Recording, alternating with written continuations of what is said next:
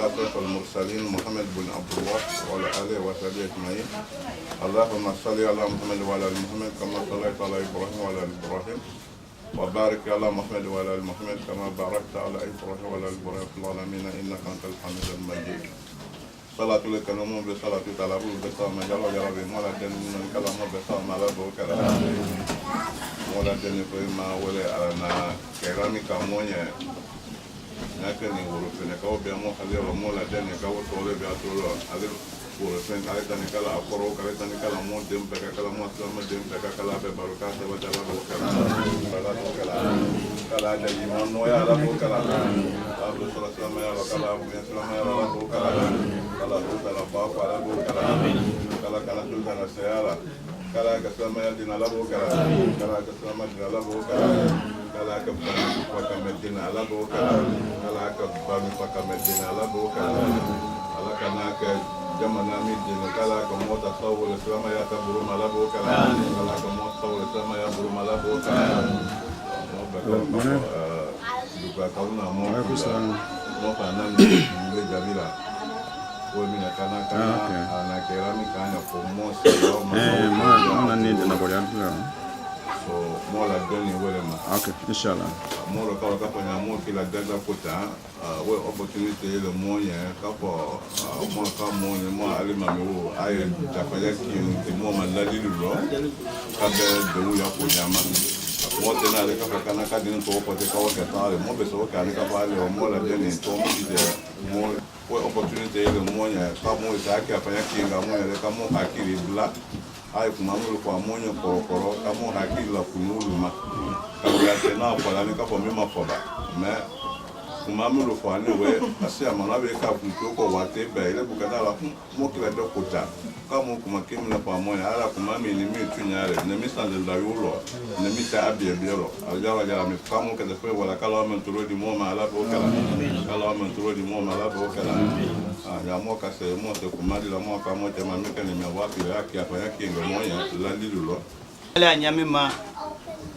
ala fana we hele don woti ya kula deno mata kula damini ka hele bo mala ala bo kala mo susu we ala tanu koma ka salatu ke cilama sallallahu alaihi wasallam jima famidi ni wulu ma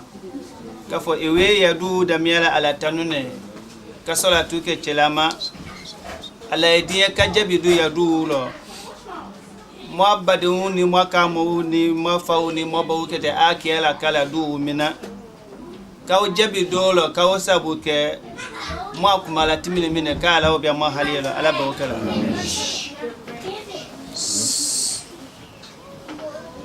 dengo ye ko balele duniya kono wa e ko ba mine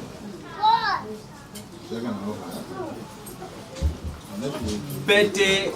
ahaliye sorola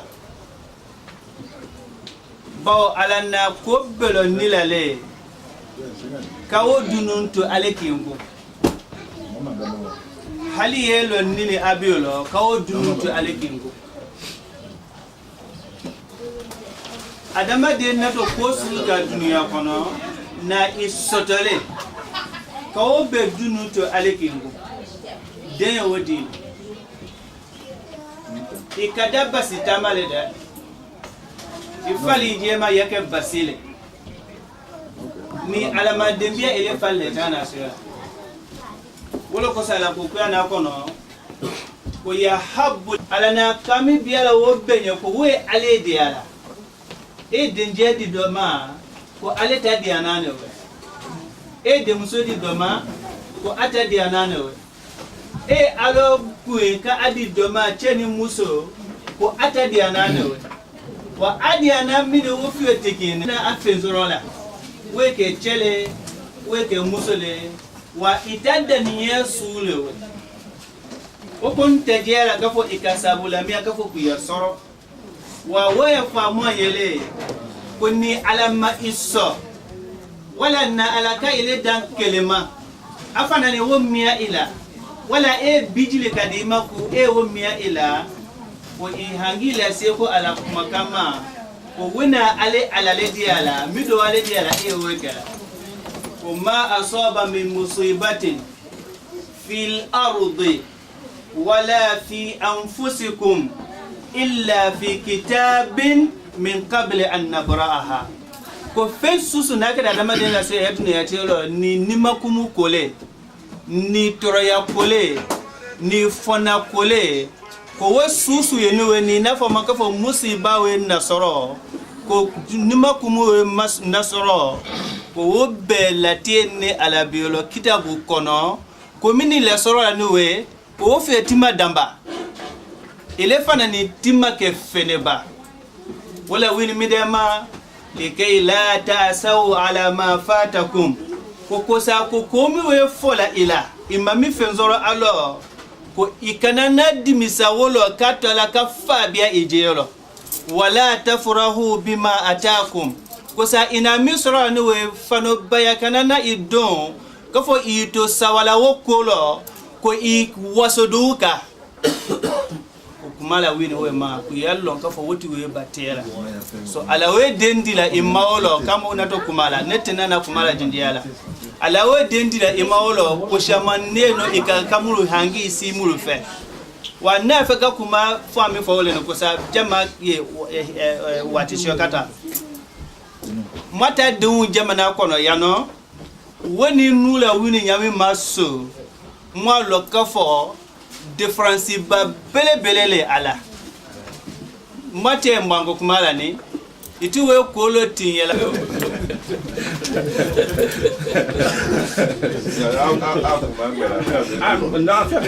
ali solo ko kumala mwala kunyonya yewe kolo tinyela kam ani segepe ewe kolo tinyela sokono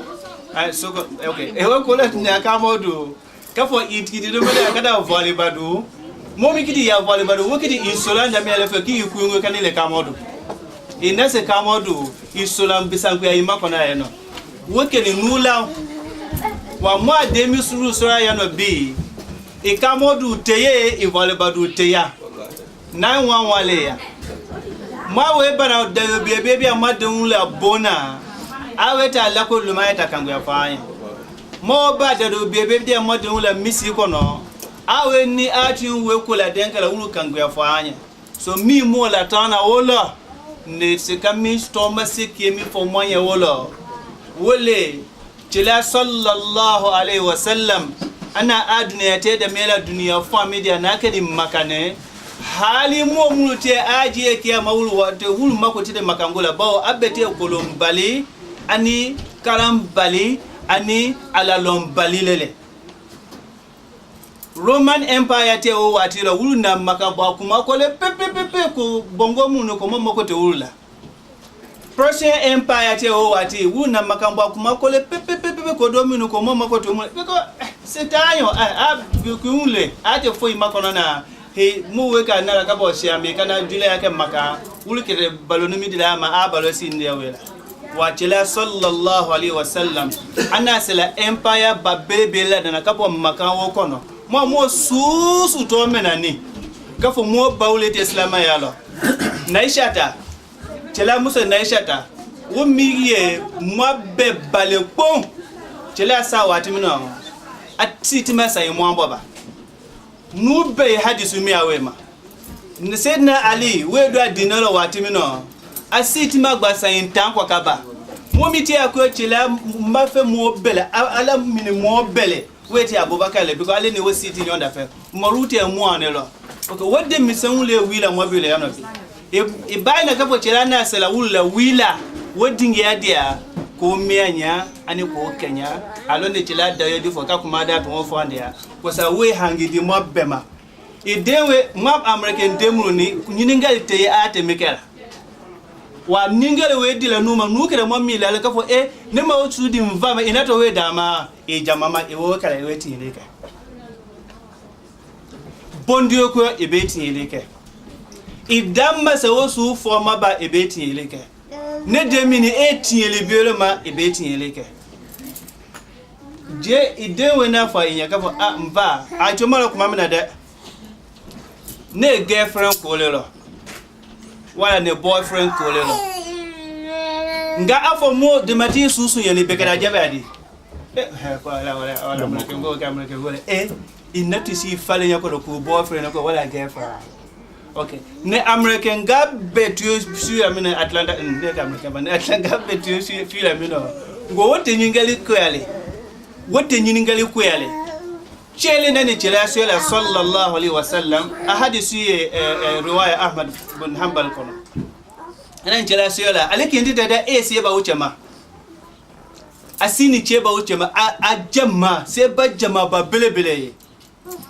ko chela ko demisere nele ko muso do boni so kono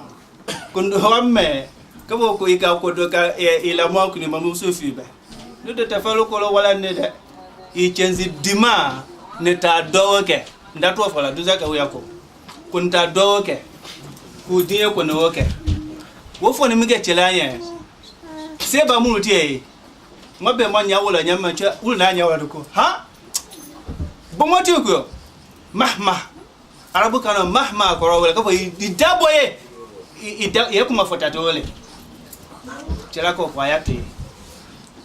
he chela sinde mo la sonada ko ayatu ye aka chetu ye chetu ne minge chela ka amma yininga ko nano ba che kana kambini kana kanisi chela da chela ko lo ko ina kamfola no kafa ku yafe kakane ka ko kawala dan ilayya ka do to yo ku diele ko ibayaka cheka ka atira ka bala jira ba okay he diele de yaki bala ko ko ndedioma ku tedioma nyamma no cho ko do fante diye ko tuno ko mo sugu atake atabala ko dewe kibere demuso kibere ku diye ko do yaka wala ko mante dioma ku fante dioma nyamma no cho ko do fante na diye ko no ku taka demuso ku diye ko do yake itene musola ko chela mo fana kinde dioma ku fante dioma nyamma no cho ko do tana diya ko ka wasu ke atana musala tira ka abba do man to fokatuno abba no wala minga wutu ani tila wi nyon famu no ke tila fana madaw made tila ka bi la ko katano alaykum salam tila ka ibila akwa katano demiso aydo mi makara ayjo ayakale du mini ajabi ne wuru katimi ne na suya le san bisabala mamuso fiba aka alafana madamena ay du makarande aka cilaka biola din ko katano ako cilako anye cilako alanye ko allahumma ko igfir dhanbahu wa tahhir qalbahu wa hassin farjahu kondi ala idemini ya ajuru mulo koto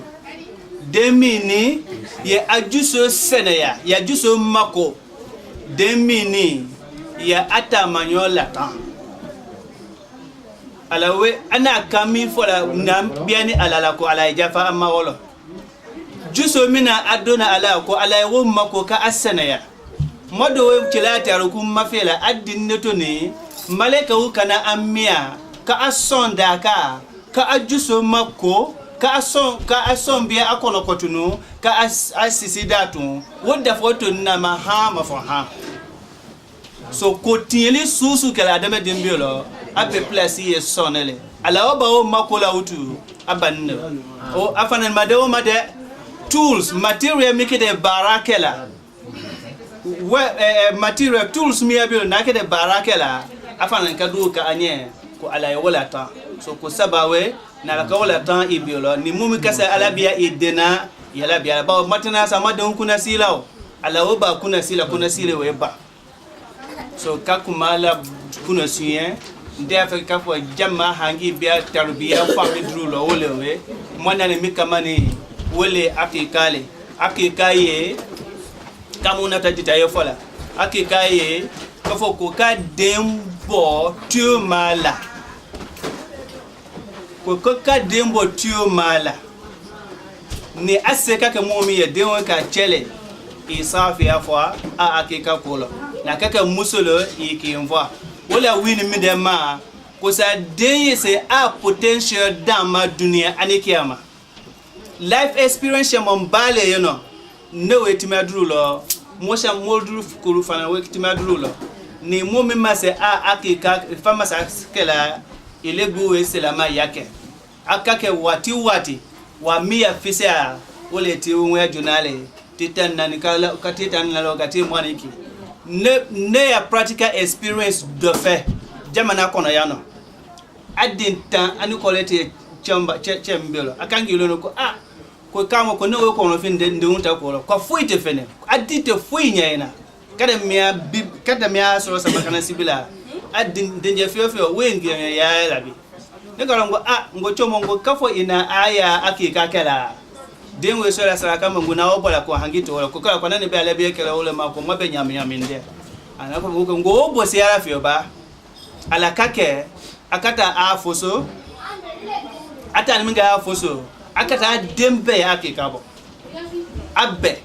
asusu ndo wati ale bo kana afoso anani American jamara mi no de dinga to fala kana ga Thomas e babele an akosi ko American kono yano e for watu na kafo ko kalo woro denjona mite sebi ala we se Nigeria company do ta we barala we ahila ta ko damia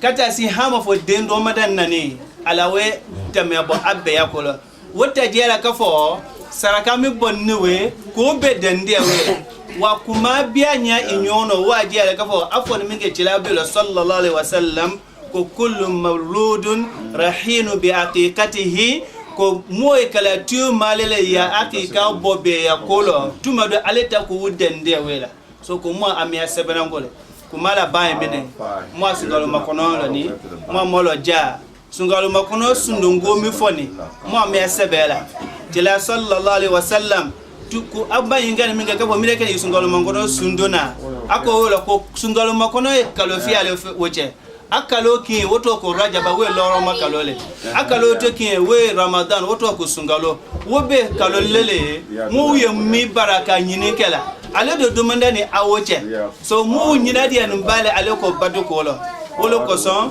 tila sallallahu alaihi wasallam awe sabati hadisul bukhari ni muslim kono ko amma sundon kalola ka awati seya ka se kalolo mafo sungalo makono adu hadisu ku yayi no wakafo ko ana allo akalo ti bele sundona hadisu ku yayi no wakafo ko na bele duna mafo fitini so lon lawu fana ni kotunu amma mo ti mara kuma famna be ko na fe mo aminye ko sobe akuma Facebook ni fe mula kuma udo nyaimbe ya we mo dona ko kebe ko kelo anya ko yama mu wa famu lo ata kuma nyadialo hadisu famu ya nyadialo ko mote sundona ko kalomiti tanlulu wetimina wala gbende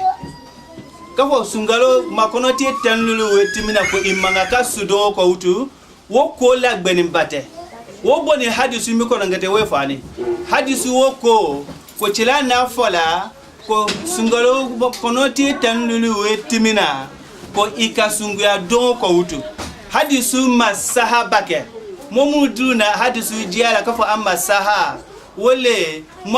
ma hadisu lon la baba mulutimini wul hali mogni kono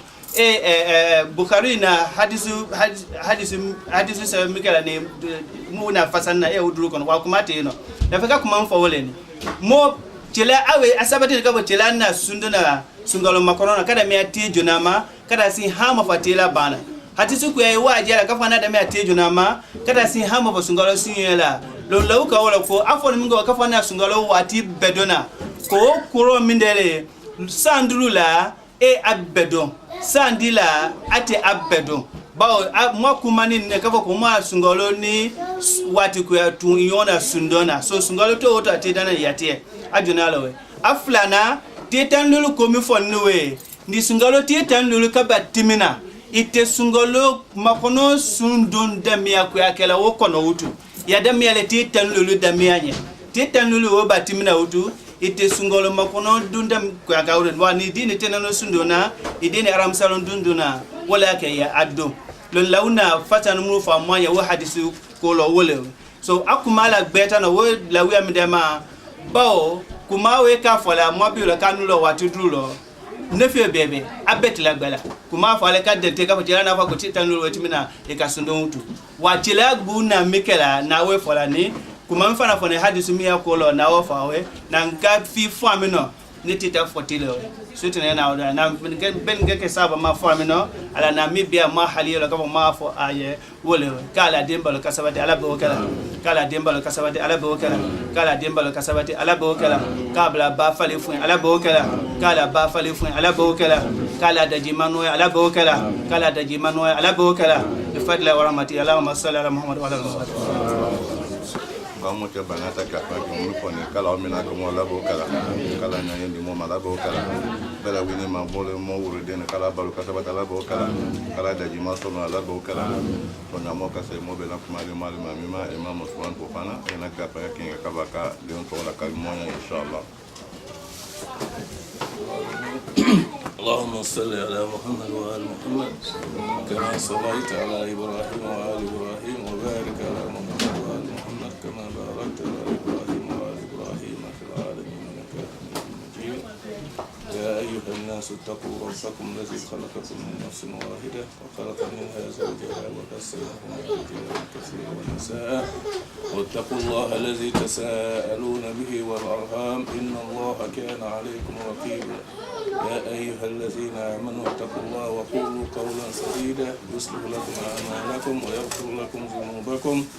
ومن يطع الله ورسوله فقد فاز فوزا عظيما يا أيها الذين آمنوا اتقوا الله حق تقاته ولا تموتن إلا وأنتم مسلمون وبعد الحمد لله مو على تنو مو على بالكبو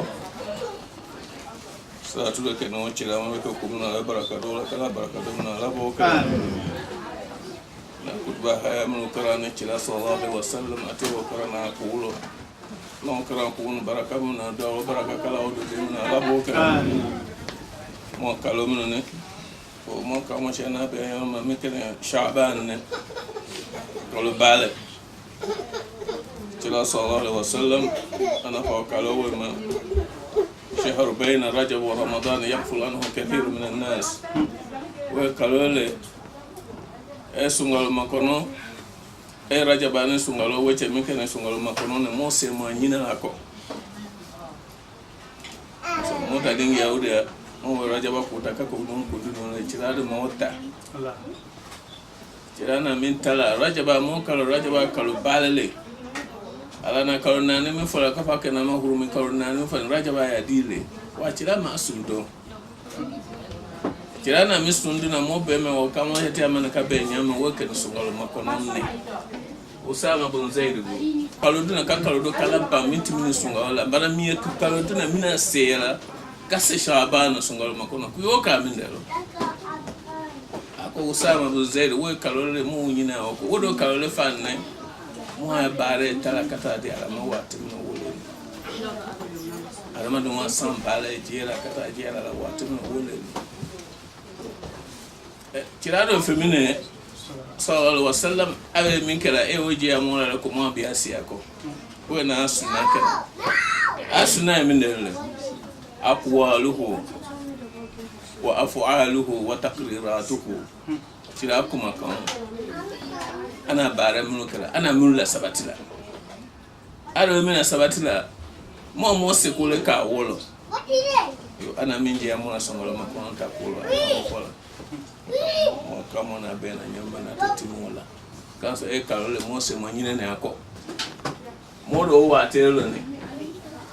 ala fana be kera ko ke mo yo sungalo makono la mo sine wo dikuna ko kala du jabe de mala bo ka jabe bongo dongo mala bo ka jama men pone ni ka bo wula jama kana bari mata kera do de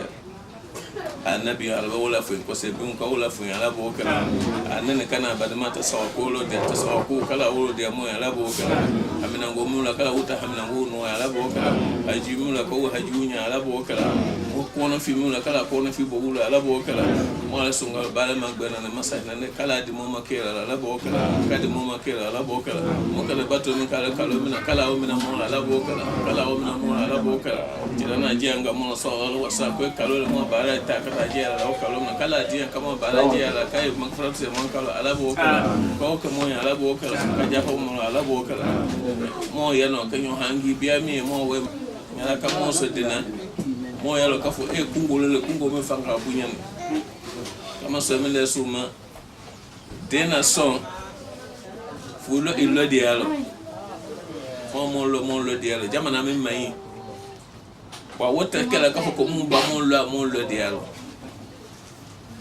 comme ça irresponsibility mi anoyende ele bona dengete wata je kifa ata te je kala ko lo ma irresponsibility mi fu nyatu jielo wata be nyata la denno so ni mo ke ala ne mo be adinge no system mi wote no la dangulo system te de la dangulo kwa fa ko be ke jona ability ne ka kiki nyongo ka be ka ajo ya la ulu ka no wole wo ka sa adama ne we ki je karama e kumba le juko we ki je karama e kumba fungo jonya jumuru e kumba ujuko system do ndafa do e ka je karama fa be kunu to juko wo jure be abeka na do ka kumba uko kala mo kumba le jura la boka kala mo la tamo cha la boka kala tan ci musba la boka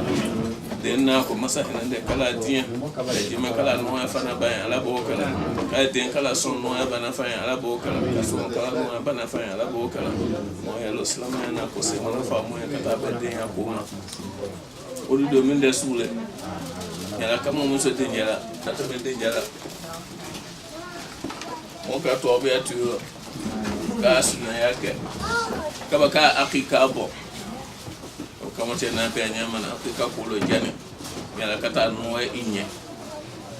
akika bo kasa femine atuto fene mulo jale amulo jale mo bana mo kete minkela muriye afola ka fo brevele ni ndeye adare dara waji ka jando awolo akika na jibola akika madra chemulu eta ta safia misala sai fia eta irodu de graso ya chemulu ko mo fura be di ma chemulu fia eleke do safia da sana ko chirana fa so wasanga do kana tela denya kala ni bade mo ki kala si wo ko kuna ka do ke denya ani meta de ha tala dra chemulu jirikala ka breakala ala kutalo bare tinye fubota ni juru mumine akika do we bare ilele idene mo kama sutra kadenya future guarantee you bare le mo we I brave certificate but brave ko man we alamadi o manunya kayo de uta da yo kita kilo ole ka fo ko kete nunguro o do allo ni mo be na chilale ko sallallahu alaihi wasallam mata uta trasi yako wa mo ka ke mo le ka fo mo le ya fo no min bi ba'd al kitab wa nakfur bi ba'd mo ka ko e chila kunya ko de ko famu de wali mi bu ala na ti ma be para melo na ada we na ke ala ka fo summa da tsala na kalo no I control le keto sama e ko nyala ki ma de apedi duma I control le keto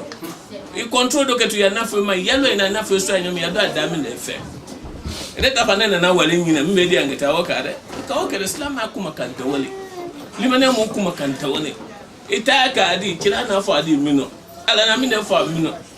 ala na ja ko bo amon ko wan ja bo kila kanya je ma ka nyamba de mesu ala na denta ka de moma wala mina fatin ala na da fawla de lillahi mulku samawati wal ard yahabbu liman yasha'u inasa wa yahabbu liman yasha'u zukura aw yuzawwiju wana zukurana wa nasa wa yaj'al man yasha'u aqima inna Allah alimun qadir ana da mem de ma ko santi ya leta lillahi mulku samawati sano ke ya leta kaba kafa ni godo yahabbu liman yasha'u inasa ay ale diala iso de musula wa yahabbu liman yasha'u zukur ale diala iso de ngela wana mo bad maza de ngela nyama wa yuzawwiju hunna zukurana wa unasa anya mikadima chedima musudima wa yaj'al man yasha'u aqima do ko kuna na utasotu inna Allah alimun qadir ala de lon la le sine ko bela nyo ka on ne fe ta ka o dile ma ele ka on ko ne ma di ma ne kete o brave day le celebrate ka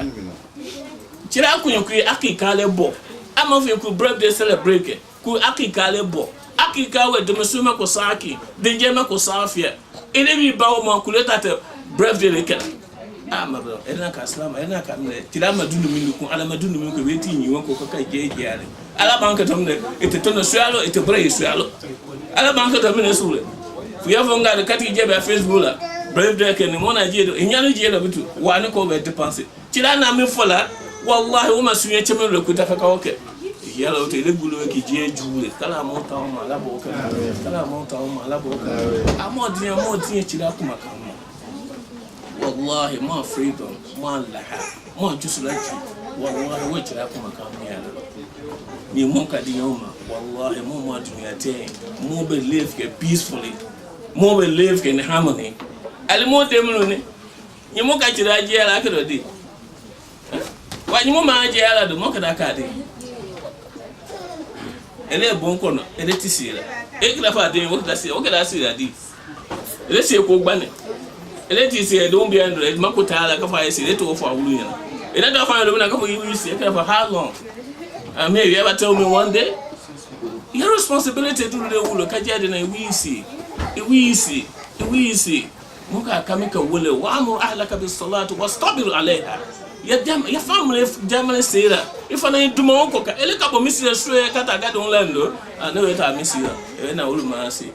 before ele ta misira ala kunu awa kuna ya si do awa si do na ni active bro wa ka wisi ele do mo mi quality ya misira ya efole ma ka ke abe ba school ma e di we si ka etute wo min ka ala no alhamdulillah wo na to do na wa tembe halu do ka fo na di dende wanyere ka woni gle ke makoto yes of course one photo no hi the set do na de wa mo alo mo ka ko di mafene masami na mo dana wa na ka fala na kura aya sabul insani yutraka sudda alam yakun nutfatan min maniyyin yumna thumma kana alaqatan fa khalaqa fa sawwa faja'ala minhu zawjayn zakara wal unsa alaysa zalika biqadir an yuhyi al mauta bala we jate min dale alam mo dan banza de ana kitabu la jira moma me awa ko mo ko na ku fandu de huwa alladhi khalaqakum wa minkum kafirun wa minkum mu'min ala na modana do e mu'minu mo do e mo kafiru wa wama ala lo sa ka fa ka kitabu la na moma ka je mo la ka ketano no munu fawule mo ta responsibility min dere mo dineji mo de wala mo siko be kan mo jera mo ta ala misira kata jera o be kala ayelo ka fa ayedi ne mi no wole ni wa nyene te misi bi de na ele makoto ele ko ninga bino kata ala mo wala kata fani ma de gbelon sa ka biya kana school min dagi ne kata biya wala o we bunya lo mo kiti de school ambi o kiti lo ambi mo do system aka jiaki wa tebe nungu bana mo efo ke koma mo ta bare na mo mo ka munya system no system jole mo ba no eju ya ma wa mo ka ko kino mo bere jamana mo kolone mo min si munu jamana mo kuna afa nga ya bo bere ya ayale jamana na do na kalabo ado koma wole ya wole anya wulu de unga wulu nyama wulu ay community mo na wunya wulu amso wote bala amso wulu de mun kono yawdi ha betino ta mo vono ya no ni a betino yawdi amso wote bala 100% abe bonel la me va fa do la ma I didn't say to say being there in Kalon we come in there because they prepare their children for tax. You know, come on, see, come on now, one day to more doing that. Me wake away now, one key. Alabanka, more community, me, and Minaka will also look at Kalamota, Mokatia, come on, more community can now one community. What do minister for foul the Halvedial? Amula deal. More bonlada. More bonlada. Javaku Yalulada. Yadula dan do min dere kad ala jadina si wati we sa kajera alhamdulillah dem o jatuluna wallahi lete do min abitu abalo ka responsibility me ko wa nyile me o kedo e kita kadi mo dinga wona masala de muso ne kala balo kasabata rabo amin den na masala de keram to bona kala na wala rabo ka dem ba kala falo fu rabo ka ngana ko mo sura ko baraji makala on wala fanya den na ko aliyam to bona kala ala boka na ko ci sala ci mr bona kala na wala la boka jama we kuna bona kana to tin to be atiyo mina fudi ala wale wa we dia la wa na kira na fa mu sallallahu alaihi wasallam ana wala ta ji mana ta dinga samu le no ko dinga samu min be sa fi ma ku fuke innahu aghaddu lil basar wa ahsana lil faraj we fuke la inyala ji ebe fukela ya kusijia wala tan wa man lam yastari fa alayhi bisawm ya sitamo me kusundo fa innahu lahu wuja' summe ka basri inye to so wakati ya desire dina majila wa moya lo mine ka mo benya mo ya no alhamdulillah rabbil alamin de musamman ya no ne siya benya amu nyalo moki nyalo ka fo hende mesinyalo bide e malo minke to sini amu lo ja mo furuke amu lo ja ka furuke furule moya responsibility ya la sabatila furuli denka edene furuli kai waso idena furule kala yikuno wu idene furule kala yikuno ya kabiala furule kai yikuno ya community la ela na demonstration ya furule waso awela be baya na kwa denta wa amuso mine de won wawe ka dole imaro yawlo owe fora ta fe do wolo de fana ne maro ya jele asito watu do to kabia we bunyala ayna to ofa kabia okuno atina to ayo afoto le me ji ajula jo yan foto ele fa ajula jo yan foto ka sa ele na ajula jo yan kala de na te na jele chema kala mo to ma la bo ka kala mo to ma la bo ka kala mo to ma la bo ka alhamdulillah mo wala ala mo badino ko na muso ana ina ola mwefina mwefemie kene chelele dendo comment muso masuma kona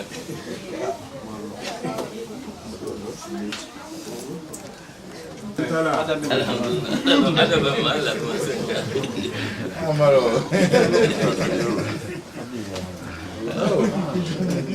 bawa atumalo tumale atumo kama bebe ke awota mena atamena ke kuma ba mu lo ka kuma ke ai to mena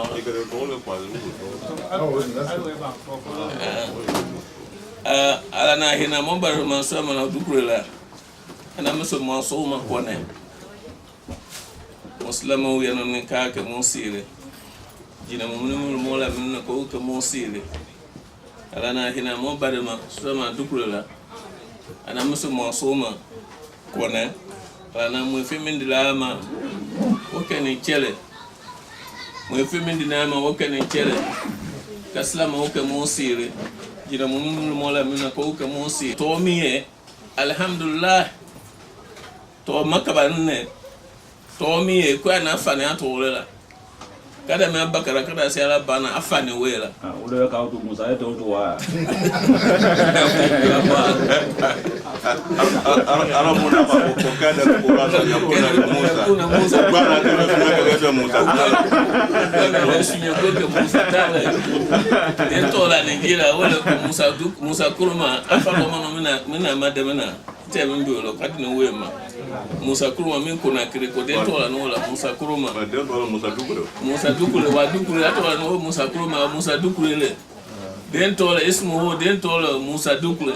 dentro la Musa dukule ismu Musa dukule masa hinande Musa feminine to betane Musa mema ala na wokela feminine ana lugu na mikesa ajenya wastana'tuka li nafsi ni la danjele ala na fa o Musa ma ko ni la danjele nye ni lo bena nye ala na o to be bon o Musa lo o Musa le to ken ka ko na fa fambe le la o ka ko na we su nga ko ke Musa tale ka se tina so na bola lo nya to ti ato fambe ato ya fambe wo Musa wole wo to metane kadi wema ele ala na sena Musa baraka kala de baraka ala bo ala na sena Musa baraka kala baraka ala bo ala sena Musa ka femine masahinande nem nyemete mina toro ya kasalo ata da mulu mino ken kana gberene ka kana gbe ya fukata na timi ru kana gbe ya wora kama mo kisa wora no ko na ko yala ta na mu makana gbere mu te ana jiri chira ma chira to oji ko na ko so ikwe na mfa chira to oji ko na ko ama gbanani ko ka okay well musa ma fe na kada ma bakara story be wele fo chemeni ko chemeni mu an ko lo la ona me fa sai na musa to me ko na ko wala wini min da suma kana wi ata no mun ka kana gbare wonte ka kana gbe ya kada na timi me ala na sutara kala ni kabana ngumu na da monja timi na da musa ma so gbulo kata ma ko sa ayesia wa wo be ko ma di susia ala na barakade musa makala barakade de ma la bo ka musa ko be boni wedi kala barakade ma la bo ka ani mila ko jumale makaforo na tola wala o ko jumame no kala wote kuna la bo kala atola ne musa ma o wa mena ka fa to be la o kre du mo kala du jabi de ma la bo kala kala o du jabi ba ma la bo kala kala o jabi ma la bo kala ala den kala balo kasabati ala bo kala kala tan ta masuba ma la bo kala tan ji masuba ma la bo kala mo dingi amno kinyo hangira wi ko dulma mo be fo amene ko so kama so mo be la kafo na mo tila kafo ante wanyamo kilo nyoma kafo mo hangidi inyoma kabe na wala we amene ma Musa ya story de ne tira be sallallahu alaihi wasallam ana o story la bola a se ba umma tira ne wira kata wes data ne jira arabu to chedi ko ka ko peke tira fana kwa nyi kana madina esemver la saba bunya katimi esemver afana bunya me kai osu kusa no kanye teni kwa siko lo kana madina akana chira fe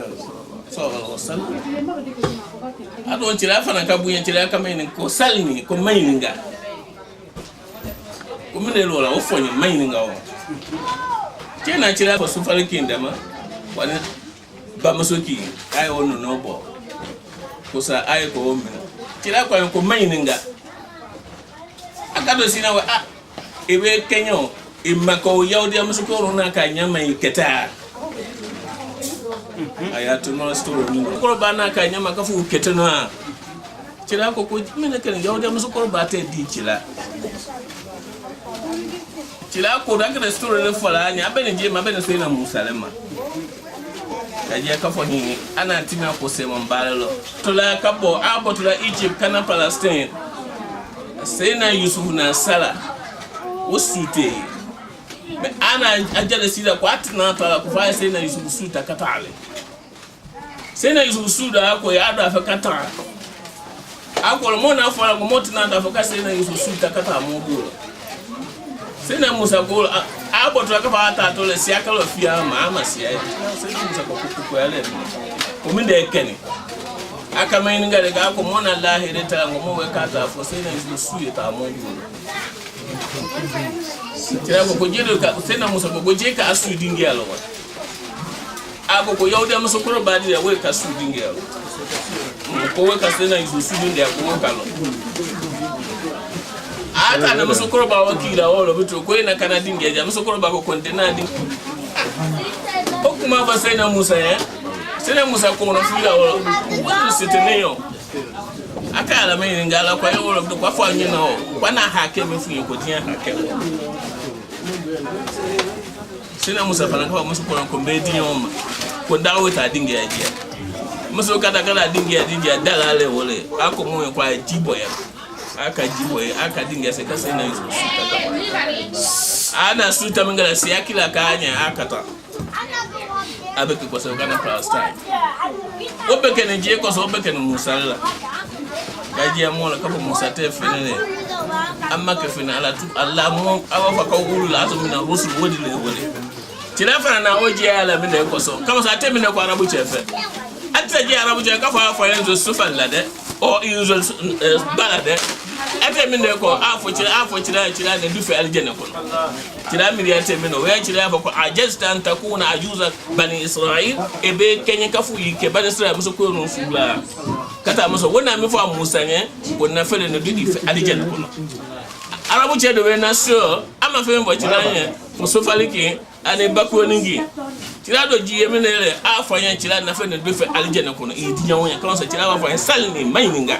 aba mayininga atafi mbo ya fola fo mi fola chira afanyan salni mayininga ana minji ya wolo kala dembalo kasala kala dembalo kasala ala bo kala inna ko masah nande kala tiyan kakira se mona ala bo kala musa ko kala to ba basa ba ko ala bo kala tanta masuba ma ala bo kala tanji masuba ma ala bo masah nande nan no masah nande hali yo mutata kala no hali yo ala bo jama we nan kana tasuma ko lo masah nande mota sa do mawlo abe ba chila ko petino so mo yana mo kada do mi ga do jabe de mala boka kala do jabe de mala boka falla wa rahmatullahi wa sallallahu ala kwa mi mo to mo ya aresita duka wa to mo bala ma shek na ko na wa jo mi ma dia ma mo ma la ma na tete na ko na wa mame mo asa amada na atite ya na ko ay duka ka uya ko bela timiana no so comme tete ya no alo na te mo kila ka ba yo mo de na bokoma so kamo we ba ya barela inshallah mo na te ko le o mo te ko mo ma yo mo anu ma ko ta mo we ka fa yo mo anu le mo ma ta wule mo da su do mo da ti ba ma ote ne kana masala de mama so obe ka lo tu e ju ka jamanya obe ka la de mo ki la ko ma ko ma abunya la se kwa ma inshallah so ba do na ala wa ite wala salamu alaykum wa alaykum salam allahumma salli ala muhammad do ususu ka ne kala jabi mo be mala be o kala ye musu ne kala mo ko ka ne kala balu ka islam ala be o kala lomba ni me fola ni na rube ta nyaro chene ko le misa na ba de nya kuso islam ya kuso wole nyonde bi new york cheme bo new york asili de ne english ka mi fola ya no si abande wala sabe ke politiki kuma wuni fe ajola kama uwe kanuni kan wa ai do wu makaka e jabi manuni awulima amoka nyina wo yoro do ko do wu mi kala nuni alunya e jabi la sunite America ma fa na bi eleta ti sira yoro mi ndo lo bi kafo ai badinya kuma ke aya kake mbangolo akake zuru wikolo me abe kala tuoni sawani tine kosa. And that's what we don't have in America. Will it farabella ya no? Femi farabella no te tun is just the mighty dollar benyado ni will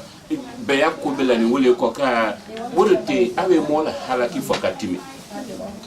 Ave mola nyina mo body for asia mangato for mo keto kala mo na to kala kasa to afete de nyakuso kana akaka de na bokulo akaka saya kulo mo na ba de nyakuso mo to malo mo ka mo wula kamino ayo for monya no le utu ka telephone takotu ka for what was that man talking about? That man was talking too much. Amwa farawola, we need to stop that now because dami mo ko yano wole ka for ko mo we mo la denata kasa wa yona mo fan we bo ano ko ate mo ko na te for more will it be a more corner to carry in your mouth. This is it. We don't have anything but this. You may not look at this today as being genuine. Maybe but you don't know when you will go back. You don't know. Tefe aminone saya dulu weke lagi nani. Wote wakanuni abutoni. But musa nini ana bom belebele lola. Sanga subele kata ko yi boy kata sanga subele. When you look at it and you look at the car they were driving, I have a man like in a consortium design. Who tell William? Me we sani bi kata. Elevator kata lumadia uduri eni bi inyayeji. So the only thing they left behind that you be meet ala ana tuni formulu kala ani kotu ana asinyo ula sawa mingala fingin beme akobi wole. So no ya utade no na luwe bola no ni the only thing we want to remember of each other more na team kala kabia inyoma wole tute moko Because I don't know how much money you have in your bank account. I don't know how much money you have in your bank account. Most likely, I will never know when you die. Wanya nunya uni nyona denata kake sawako ka ala kamodi ya nyonye mo wa mena ka fokuwe nyonye ka sawado mo woje ka mo abade nyata nyefe alabe hotela be mo alabe hotela nuni di nuni di ni di nyonga mo teke nyonga nuna ko ya rule pampan ate muso nuna muso ko da me a rule fete masoba kama uko ni wafaka fa bene ndeto maya la mata ila sunidi wa nuna jawa muso ko da me a rule fete masoba me wo bena ke wo nuna wule si ni bi mo be keke nyomale why because more thing we na do nyona mo ba ma una mi le fala ko tamama lambedo me kata benta mama nuna rube be keke nyomale bi kwa bunya le to akela mo ke to duni nyongu kala wole bunya ju so di mo ma la be wakala mo alima mi kala asasila mo nya la be wakala ai ba le masunite. And it's getting better. The community is really going ahead. Kala sini tena di mwa mwe uma la be wakala. Ai bare mulu ma asara la be kala asara la be wakala. Kala lani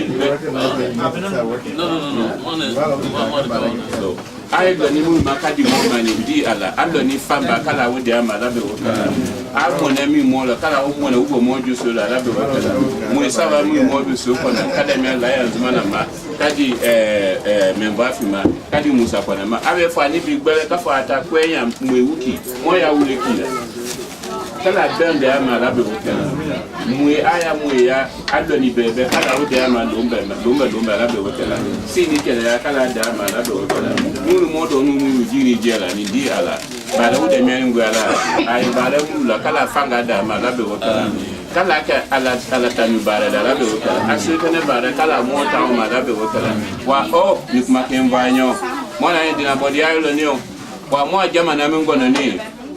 mo si ne alo ni nu le de ma ne ka to bia lo wa swete ne jama na mi ni musu le tai de ne ya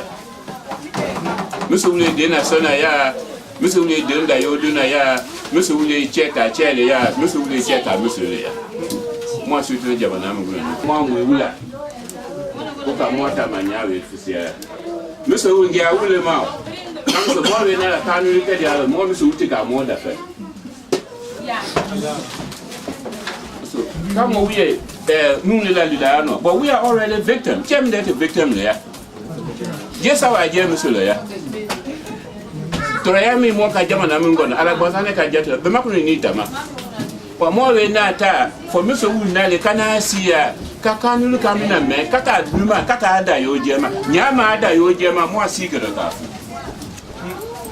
nyama ada yo jema ka twema lo mwewula kata behavior change mo asigara ka fu mami fala salon kona ani mwewu mi fala kesuke fo wole kesuke Chelsea te jonya le jama na mingon suete na lewe Chelsea ke jonya le jama na mingon because ala dana abi temina is to keep other people down jama na mingon ya mot na sira ala secret mine wule bula never ka fa ke dinyala kununga desia wutna na kala me baraka me nune arudo la nunu mota nusu nunda yo doni ne mo na tenala ya nun chewu mo fa ka fa defet mola wa mola jani mote doro mina mote saraba fela mo ita bara ke dialo lo mo we wa nu misula mo na be sara mo wa mo miso wu for mo miso wu kwase mo ewuma ezabota mo miso wu ayi kwase su if they can come to this kind of gathering I mo ewu kikala ni nyawo make vale mo asi mi kona mo ataka yoro mi no niti mo de mo ko to fola mo de wula ala mo ta mo kala na fo mo ka so nu ta na de mu biara mo nya ni biuti ka fo mo ta da ale fala fina toro ya mo bet na din ya wo so kam so nu de no toro ya ala ali ha de na lo ni bi ka fa da fala fina nu tu gi no me wa nu ta na de mu ta ko ka fo mo ta do bia ko na imangwa na ko na ye why ta abalu so they have to stay here. Even when the time comes for us to retire, we have to go. Me atore ya mi nun ko ka nun che bana mule ko sirito farafina. ala ka se ka fo sanga so lo ni be e ta de mu ya no e ni sanga so la ni i mo gbe wu de ma kala so ya sanga so bon ko e ta wu ko ya no aya tu ma na de wa ko kimbe me ka da mo ne ba mo la nya mo ka da farafina akala ka kuma da ta yake musu utara kwa diyan da uma asia mana kisira ya no kanu che bwana mtu ye wa nya mo ki nyonda nya ye we can still be successful ebe ta kalo wora ke farafina ebe na la no e ka ka ife matiki mbo taking the yano ko minga te wo kala nya mo mi su ka tu malo mo ka mo wula ka ala ta siata kaslama ya siata ko we ka utunu na wu si baraka we dala kala wole seke mo ya labe wala mo ka se do kala mo ma se do kala mi kala ka fa labe wala du ko ya ka wule we ala we asa ala we mo beso comme ça bien mieux ka kera ni bi akola ta Atlanta le koka ala ka bo na kata ke president in Washington assured me in his birth certificate it will see birthplace Atlanta jeu na oko kala nu na lo na oko kala nyoro ke na wala mo bi la be kala densi ambe mo se na la be kala mo sa ku la be ai boy fo mu ko na kaji ala be kala nyanga se ro le ni noye nyanga bia mi na ni jafa we jafa mala kusa akido ya kusa me sawale ni kerale ni alimamu abarika la barika anambiala nene madimu mo makane we mo fuli le we kadi do ka uma ani mo abarika allahumma salli ala muhammad wa ala ebaden kamera wa ebaden kamera wa shego como vai a baraka mo para vai a baraka mo kala ka ba ko mo ta la mora bale mo kana we jamaki ave na kaya ki kono be sita mo ha to woro ni mo ma o di mine ya sama kiki ya ki de kanjabi me ka ho mbi ki nda mo ta kuro kula nda mo ta doro mi la o ki ku ko tere ni ma o jabi ko tima so bo mi ta le ka da mane ko sunu le nya akiki ko nya lanju ka kila ni kibaki di jabi la aha cha we to sama ya ya ko dero so ave bale mauki bale mauwe na kana yaki de kano so moro ka nyanya ma mo umula ga ka mo tradition ka bula kenema de mu yalo ka mo apoto du ka kalo na mo kila mo ya kone be ka du ka wa kunde tuma da bula ga ka ko le o de ya mauki la ko na ka yaki ka jabi aba na ka mo bi abale mi na be ba ya bare la so aye adie nya butu aye sala bi la o ka mo si ke mo ko ka wale le mi te o le wa ga do ka sala mo sallallahu alaihi wasallam alhamdulillah abalika ben da bi kwa sasa yana na abalika wala kama na lodia mo wa nani aboni romilo ka abalo ba kana ala ma obra yuka donc moi aussi nous aussi là quoi donc on a moi ko na lodia wala kuma ta jinjia fa o baba fa la kwa wala abalika نعم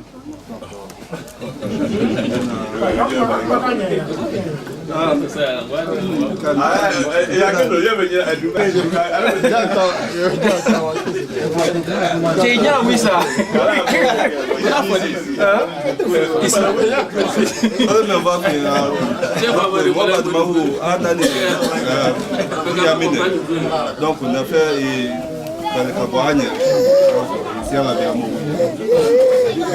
mais ça comment kase moi kama uma kase jamama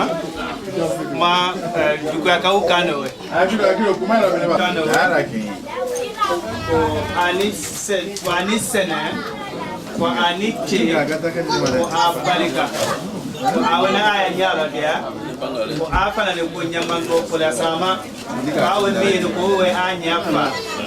ko we anda fa ko la ko mawe dinama dani se kala o no ya